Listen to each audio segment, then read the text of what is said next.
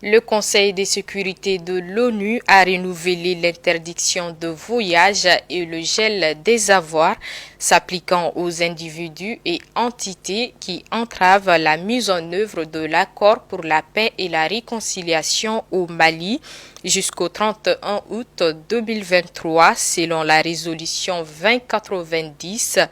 adopté par les 15 membres du Conseil de sécurité. Par ailleurs, le collectif des membres du Conseil national de transition a dénoncé un complot de la communauté internationale pour déstabiliser le Mali après les mesures de sanctions visant certains responsables de groupes armés membres du Conseil national de transition. Mahamar Ibrahim Touré. La situation du Mali continue de menacer la paix et la sécurité internationale dans la région. Dans cette optique, en adoptant à l'unanimité la résolution 2649, les 15 membres du Conseil de sécurité de l'ONU ont également prolongé jusqu'au 30 septembre 2023 le mandat du groupe d'experts chargé de surveiller l'application des sanctions ainsi que la demande d'encourager la mission multidimensionnelle intégrée des Nations Unies pour la stabilisation au Mali, MINUSMA, a assisté le groupe d'experts.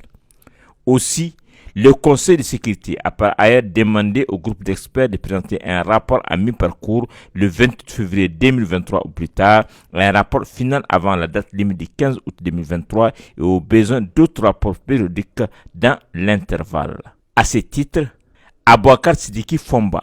membre du collectif des membres du Conseil national de transition, a dénoncé un complot de la communauté internationale pour déstabiliser le Mali après les mesures de sanctions du Conseil de sécurité de l'ONU visant certains responsables des groupes armés, parmi lesquels certains membres du CNT désignés comme terroristes.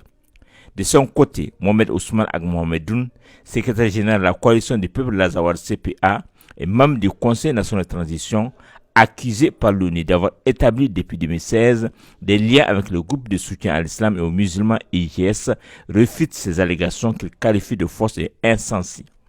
Pour rappel, le comité du Conseil de sécurité mis en place conformément à la résolution 2374 de 2017 concernant le Mali surveille l'application des sanctions imposées par le Conseil de sécurité de l'ONU, désigne les personnes et entités visées par les gels et l'interdiction de voyager, favoriser le dialogue entre États membres et les organisations internationales, régionales et sous-régionales, et enfin, examiner les informations faisant état de violations ou du non-respect des mesures de sanctions et présenter le bilan des travaux.